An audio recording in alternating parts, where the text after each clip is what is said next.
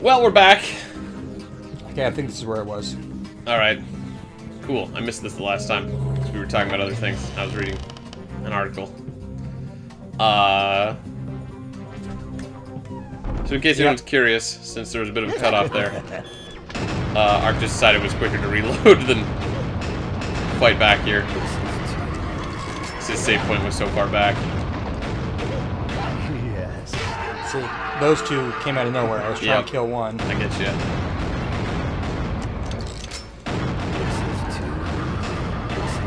Nice. Oh, watch out. I thought that guy was dead. Nah, I thought he was too. Well, at least he lived. And Monster should be just around the corner. Oh, hey. There you go. He's got one piece for me. Yay, it's the last piece. Did you just skip it? Yeah. He just says garbage anyway. Yeah, this probably wasn't helpful. I was going to mention, though, because I just remembered during our short break between episodes there. But we were talking about Jurassic Park a little bit last time. Now it's food. I mean, yeah, that was sort of how the conversation started. But it kind of reminded me, because the other day, there's a channel on YouTube I watched that I've enjoyed watching. Wait a minute. Did it go back to here? Does it have that flame? Not that I have them all. Yeah, I think the church... Wasn't the church on the south side of that area? I was going back the other way, though. Oh, okay. Yeah, take the main door out of the church. Should be all good.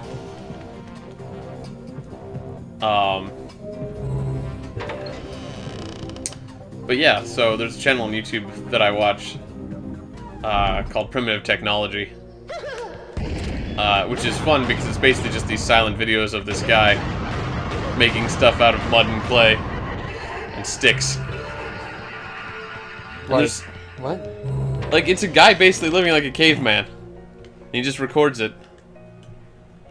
The things people do on the internet, then. Yeah, but it's actually surprisingly kind of like just kind of relaxing. Oh, watch out, he's got the arm. Well, he didn't die. It's worth something. Pretty sure I shot him in the hand, though. Might have missed by just a tad. But yeah, I don't know. It's hard to explain or describe.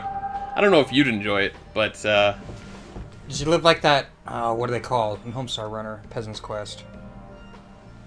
There's that thing that you have to steal, like his rug from him in the Peasant's Quest game. It's been so long since I played He's Peasant's just running Quest. around like slapping the mud with a stick. I don't remember. Couldn't tell you.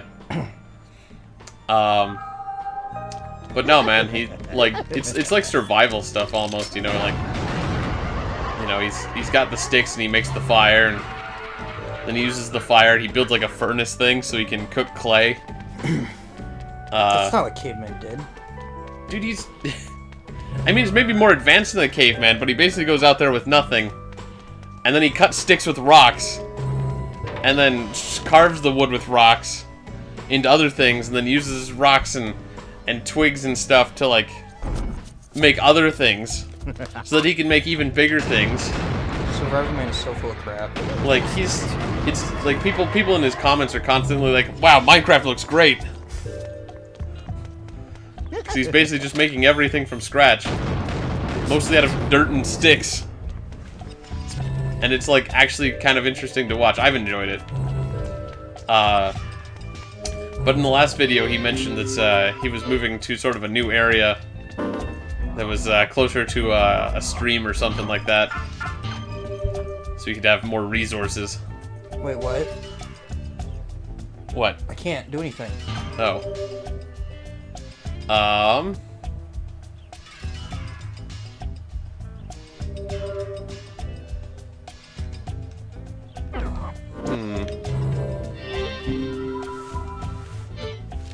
Oh, actually, hold on. Check the map again. Because I remember when you were showing me between episodes there was something else interesting on one of the other pages. In, like, the foyer or something. Oh, way up there? Yeah. Look at all that crap. How'd you get there? That's where I came from. Yeah, you've been there, clearly. And then I went back to the church, because there was a queue there. Yeah. But no, I mean, like, if you can get to the foyer, I'd say that'd be a good place to be. Well, that's where I asked you. I said, do you want to go check out that lamp? Because now that I got the Hughes, or do you want to go back to the foyer? Oh, and you're like, oh, the lamp. Let's do the lamp. I didn't hear you ask that at all. And I should make it hard for me to say the lamp. I think it's on recording. You said, yeah, let's check out the lamp. Well, yeah, a few episodes ago. I mean, this episode. I definitely told you to go check out the Hughes. I got the cue, and then you were saying something. I'm like, wait a minute. Do we want to go check out that lamp now since we got all the Hughes? You're like, oh yeah, let's do that.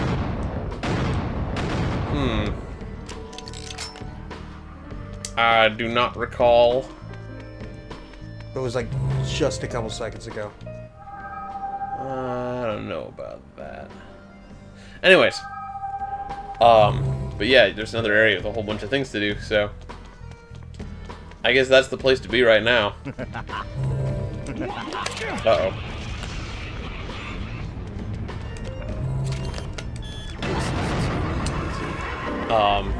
Shoot, I forget what I was saying. Oh, right, this primitive technology guy.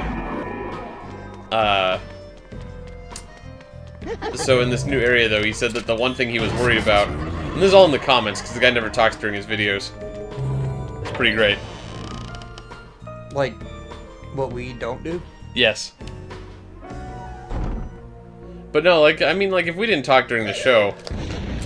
Like, you know, like, literally any channel would be as good as any other. You're just watching the gameplay itself, basically. Let's plays. But you know, I'm definitely not leading you how to beat this game. I like kind of the first impressions kind of thing, because we've never played this game before. And even the games we have played, you know, it's sort of like, you know, it's because we're enjoying it, but we're kind of sharing it with others. The idea for our show here is that, like, we're sort of taking something we like and sharing it with friends. That's the ideal. Yeah. That people feel like they're sitting here on the couch with us, enjoying a game with us. Except they can't talk to us. Because we kidnapped them and they're, like, gagged or something. Right, Bethany? Anyways. But no, this guy doesn't talk in his videos. I'm not sure why, but I think it actually works out pretty well for his channel, because you just get these nice sounds of nature and, you know, running streams and the trees rustling in the wind and somebody goes, cut, let's take it again. So I'm pretty sure he basically just sets up a tripod and works on stuff. That's what... There was one guy that did that. He wasn't Survivor Man, because Survivor Man's full of crap. It was,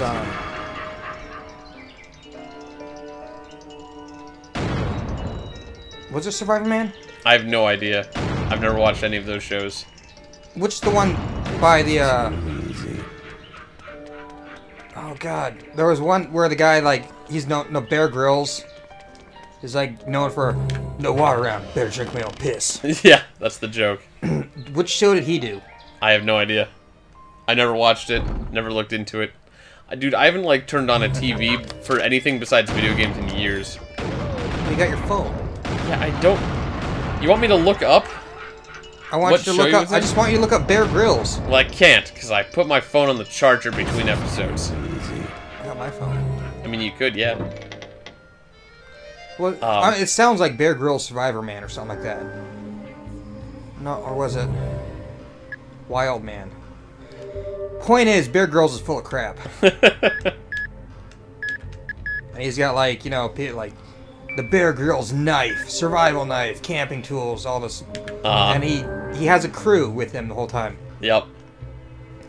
One of these guys, I can't remember his name, but his show was way better because he'd go out literally alone and do all the survival stuff. No camera crew to, like, give him a bottle of water or something. And he's out there for 7 days. And, like, in the middle of, like, the desert. For 7... all he takes is a multi-tool. Cool. Every single time. Yeah, that's pretty rad. I was gonna say, I think one of the main problems with that... I mean, you remember, like, the Mythbusters, right? They would always, like... They'd be like, alright, we're gonna jump off the 3rd story of this building onto this safety pad thing. And the people would be like, you can't do that. Yeah. You might injure yourselves and then ruin your contract or something like that. And so, like, they were legally required not to do cool stunts. Yeah. And I would say that would probably be the same for, like, a survival type show, is that, like, you know. This guy had no crew.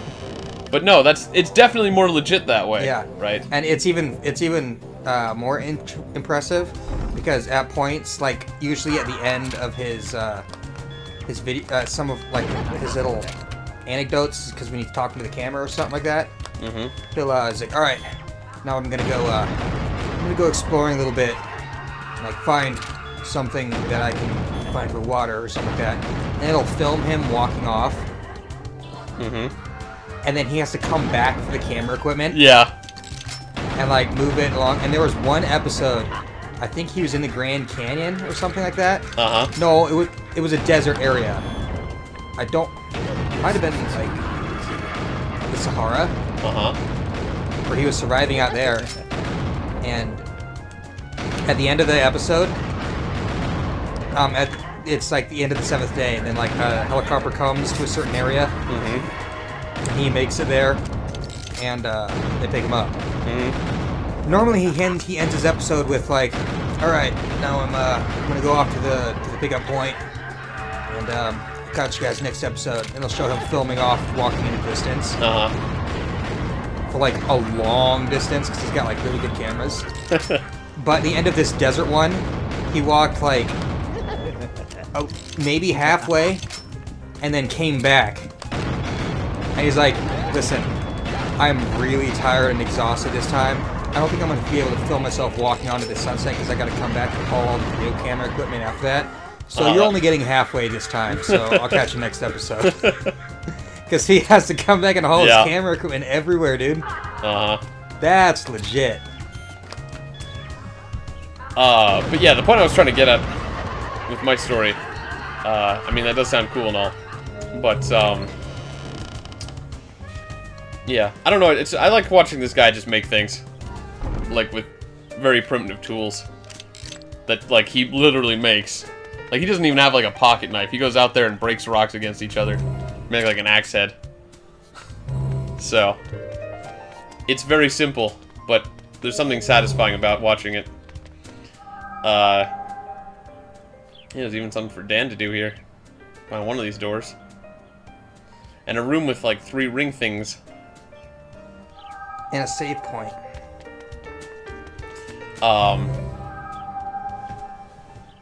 But yeah, so he got to this new area, though, that apparently he's gonna be working and building on, and he's gonna build an entire freaking civilization there. I don't think that's true, but it'd be funny. And populate with himself. He was saying that that'd be interesting. He was TV. in like the comments thing. His description of the video, I read through it after watching, and he said that the 2 things he was worried about is that there was a lot of mosquitoes in the area, which were going to be a problem, just because they're a nuisance. Yeah.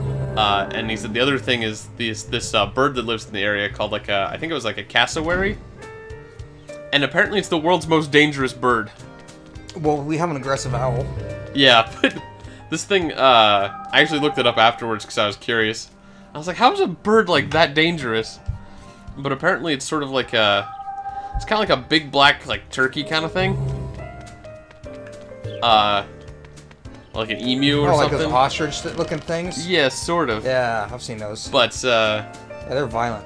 Yeah, but the thing is that as I was reading it, it was saying that, like, they just have really sharp, like, claw talons. And I was like, this is what happened to raptors! I mean, they're not super intelligent pack animals. No. But, I mean, these things, that's how they kill things, is they jump at them and then kick them with their freaking like razor claws. Like how kangaroos do. Yeah, except I don't think kangaroos have razor claws. That's how they fight, dude. With razor claws? Yes. They got their sharp clawed hands and they try and stab each other in their throat. And their kicking is to kick each other back from slicing each other's, like, jugular. It's been a while since I read up on how kangaroos fight.